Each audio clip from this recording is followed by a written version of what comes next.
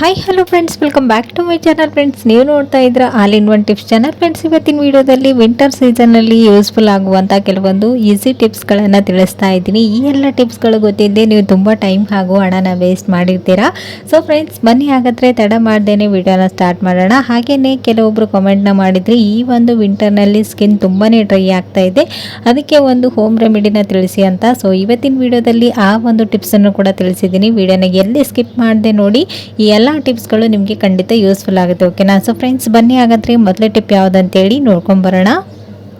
ಮೊದಲೇ ಟಿಪ್ ಬಂದು ಇಲ್ಲಿ ನೋಡ್ತಾ ಇರ್ಬೋದು, ಇವಾಗ ಕಾರ್ತಿಕ ಮಾಸ ಆಗಿರೋದ್ರಿಂದ ಮನೆ ಮುಂದ್ಗಡೆ ದೀಪನ ಹಚ್ತೀವಿ. ದೀಪನ ಹಚ್ಚಬೇಕಂದ್ರೆ ಮನೆಯಲ್ಲೇ ಆಗಿರ್ಬೋದು, ಔಟ್ಸೈಡ್ ಆಗಿರ್ಬೋದು, ಮ್ಯಾಚ್ ಬಾಕ್ಸಿಂದ ದೀಪನ ಹಚ್ಕೊಳ್ಬಾರ್ದು ಅಂತ ಹೇಳ್ತಾರೆ. ಸೊ ಈ ರೀತಿ ನಾವು ಊದಿನ ಕಡ್ಡಿಯಿಂದ ಹಚ್ಚೋದಕ್ಕೆ ಹೋದರೆ ಅದು ಬೇಗನೆ ಆರೋಗ್ತಾ ಇರುತ್ತೆ. ಸೊ ಊದಿನ ಕಡ್ಡಿಗೆ ನೀವು ಜಸ್ಟ್ ಈ ರೀತಿ ವಿಡಿಯೋದಲ್ಲಿ ತೋರಿಸಿದಾಗೇನೆ ಕಾಟನ್ನ ಈ ರೀತಿ ಸುತ್ತಿ ನಂತರ ಇದಕ್ಕೆ ಒಂದು ಸ್ವಲ್ಪ ಆಯಿಲನ್ನು ಹಚ್ಚಿ ಇದನ್ನ ನೀವು ಹಚ್ಕೊಳ್ಳೋದ್ರಿಂದ ಇದು ಎಷ್ಟು ದೀಪಗಳಾದರೂ ಹಚ್ಬೋದು, ಬೇಗನೆ ಆರೋಗೋದಿಲ್ಲ ಬೆಂಕಿ. ಸೊ ನೆಕ್ಸ್ಟ್ ದೀಪಗಳನ್ನು ಹಚ್ಕೊಳ್ಬೇಕು ಬೇಕಾದ್ರೂ ಬೇಗನೆ ಹತ್ಕೊಳ್ತಾ ಇರಲ್ಲ ಈ ಒಂದು ಚಳಿಗೆ. ಸೊ ಅವಾಗ ನೀವು ಇದಕ್ಕೆ ಒಂದು ಸ್ವಲ್ಪ ಕರ್ಪೂರನ ಈ ರೀತಿ ಪುಡಿ ಮಾಡಿಬಿಟ್ಟು ಅದ್ರ ಕೊನೆ ತುದಿಗೆ ಹಚ್ಚಿ ನೀವು ದೀಪನ ಹಚ್ಚೋದ್ರಿಂದ ದೀಪ ಬೇಗನೆ ಹತ್ತುತ್ತೆ, ಹಾಗೆ ತುಂಬ ಟೈಮ್ವರೆಗೂ ಉರಿಯುತ್ತೆ.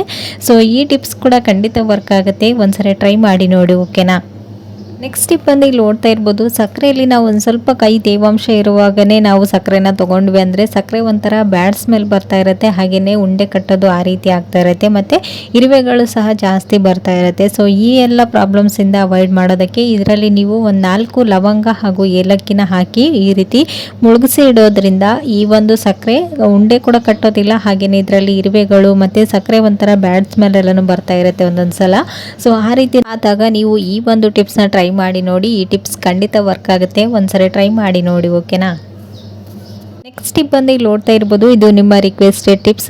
ಸ್ಕಿನ್ ತುಂಬಾ ಡ್ರೈ ಆಗ್ತಾ ಇದೆ, ಏನು ಮೇಕಪ್ ಹಾಕಿದ್ರು ಅಷ್ಟು ನೀಟಾಗಿ ಕಾಣಿಸ್ತಾ ಇಲ್ಲ, ಏನು ಮಾಡ್ಬೇಕಂತ ಕೇಳ್ತಾ ಇದ್ರಿ. ಸೊ ಅದಕ್ಕೆ ಸಿಂಪಲ್ ಟಿಪ್ಸ್ ಇದೆ, ಇಲ್ಲಿ ನೋಡ್ತಾ ಇದ್ರಲ್ವಾ, ಒಂದು ಚಿಕ್ಕ ಬೌಲಲ್ಲಿ ನೀವು ಯಾವ್ದು ಯೂಸ್ ಮಾಡ್ತೀರಾ, fair and lovely, fair ever, ಅದನ್ನು ನಿಮ್ಗೆ ಎಷ್ಟು ಬೇಕೋ ಅಷ್ಟು ಒಂದು ಸ್ವಲ್ಪನ ಹಾಕ್ಕೊಂಡು ನಂತರ ಅದಕ್ಕೆ ಒಂದು ಸ್ವಲ್ಪ ಅರಿಶಿನ ಹಾಗೆಯೇ ಒಂದು ಸ್ವಲ್ಪ ಪೌಡರ್ನ ಹಾಕಿ ಇದನ್ನು ನೀಟಾಗಿ ಒಂದ್ಸರಿ ಮಿಕ್ಸ್ ಮಾಡ್ಕೊಳ್ಬೇಕು. ತುಂಬ ಡ್ರೈ ಆಗಿದೆ ಅಂದರೆ ಒಂದು ಸ್ವಲ್ಪ ಹಾಲನ್ನು ಕೂಡ ಸೇರಿಸ್ಕೊಂಡು ನೀಟಾಗಿ ಒಂದು ಕ್ರೀಮ್ ಅದಕ್ಕೆ ಬರೋವರೆಗೂ ಇದನ್ನು ಮಿಕ್ಸ್ ಮಾಡಿಕೊಂಡು ಸ್ಕಿನ್ಗೆ ಅಪ್ಲೈ ಮಾಡಬೇಕು. ಅಪ್ಲೈ ಮಾಡಿದ ನಂತರ ಇದನ್ನು ಒಂದು 10 ಮಿನಿಟ್ಸ್ ಬಿಟ್ಟು ವಾಶ್ ಮಾಡಿ ನಂತರ ನೀವು ಜಸ್ಟ್ ಫೇರ್ ಆ್ಯಂಡ್ ಲವ್ಲಿ ಹಾಗೆ ಪೌಡರ್ನ ಹಾಕ್ಕೊಂಡು ಹೋದ್ರೂ ಕೂಡ ತುಂಬಾ ನೀಟಾಗಿ ಕಾಣಿಸುತ್ತೆ, ಸ್ಕಿನ್ ಡ್ರೈ ಅಂತ ಅನ್ಸೋದಿಲ್ಲ. ಸೊ ಇಲ್ಲಿ ನೋಡ್ತಾ ಇರ್ಬೋದು ಎಷ್ಟು ನೀಟಾಗಿ ಕಾಣಿಸ್ತಾ ಇದೆ ಅಂತ. ಸೊ ಈ ಟಿಪ್ಸ್ ಕೂಡ ಖಂಡಿತ ವರ್ಕ್ ಆಗುತ್ತೆ, ಒಂದ್ಸರಿ ಟ್ರೈ ಮಾಡಿ ನೋಡಿ. ಓಕೆನಾ? ಡ್ರೈ ಸ್ಕಿನ್ ಇರೋರಿಗೆ ಈ ಟಿಪ್ಸ್ ಖಂಡಿತ ಯೂಸ್ಫುಲ್ ಆಗುತ್ತೆ. ಸೊ ನೋಡ್ತಾ ಇರ್ಬೋದು ಮೊದಲಿದ್ದಕ್ಕೂ ಇವಾಗೂ ಎಷ್ಟು ಡಿಫ್ರೆಂಟ್ ಕಾಣ್ತಾ ಇದೆ ಅಂತ. ಇದನ್ನು ವಾಶ್ ಮಾಡಿದ ನಂತರನೇ ಮತ್ತೆ ನೀವು ಕ್ರೀಮನ್ನು ಅಪ್ಲೈ ಮಾಡಬೇಕು. ಸೊ ಈ ಟಿಪ್ಸ್ ಕೂಡ ಖಂಡಿತ ಟ್ರೈ ಮಾಡಿ ನೋಡಿ, ಹೇಗೆ ಬಂತು ಅಂತೇಳಿ ನನಗೆ ಕಮೆಂಟಲ್ಲಿ ತಿಳಿಸಿ. ಓಕೆನಾ?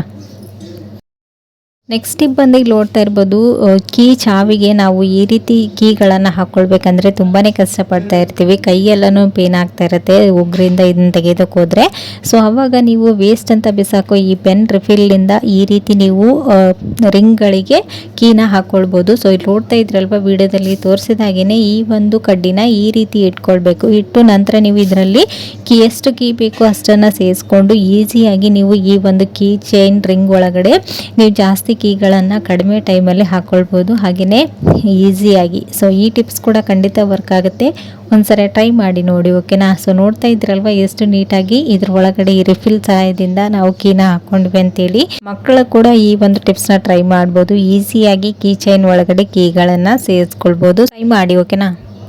ನೆಕ್ಸ್ಟ್ ಟಿಪ್ ಬಂದು ಹಸುವೆ ಆಗ್ತಾ ಇಲ್ಲ, ಒಂದು ಸ್ವಲ್ಪ ಹಸುವಾದು ತಿಂದ್ರೂ ಕೂಡ ಹೊಟ್ಟೆ ನೋವು ಬರ್ತಾ ಇದೆ ಅಂತ ಅಂದವರು. ಸೊ ಈ ಟಿಪ್ಸ್ನ ಟ್ರೈ ಮಾಡ್ಬೋದು. ಈ ಒಂದು ಹೋಮ್ ರೆಮಿಡಿನ ತಗೊಳ್ಳೋದ್ರಿಂದ ನೀವು ಆರಾಮಾಗಿ ತಿಂದಂಥ ಊಟ ನೀಟಾಗಿ ಜೀರ್ಣ ಆಗುತ್ತೆ. ಸೊ ಏನು ಮಾಡ್ಬೇಕಂತ ಹೇಳಿ ತೋರಿಸ್ತಾ ಇದ್ದೀನಿ. ಇಲ್ಲಿ ನೋಡ್ತಾ ಇದ್ದೀರಾ, 1 ಗ್ಲಾಸ್ ನೀರಿಗೆ ಒಂದು ಸ್ವಲ್ಪ ಅಜ್ವೈನ್, ಒಂದು ಸ್ವಲ್ಪ ಅರಿಶಿನ, ಹಾಗೆಯೇ 1 ಏಲಕ್ಕಿ, ರುಚಿಗೆ ತಕ್ಕಷ್ಟು ಉಪ್ಪನ್ನು ಕೂಡ ಹಾಕ್ಕೊಂಡು ಇದನ್ನು ನೀಟಾಗಿ 1 ಗ್ಲಾಸ್ ನೀರಿರೋದು ಅರ್ಧ ಗ್ಲಾಸ್ಗೆ ಬರೋ ಹಾಗೆ ಇದನ್ನು ಕುದಿಸ್ಕೊಂಡು ತಗೊಳ್ಬೇಕು.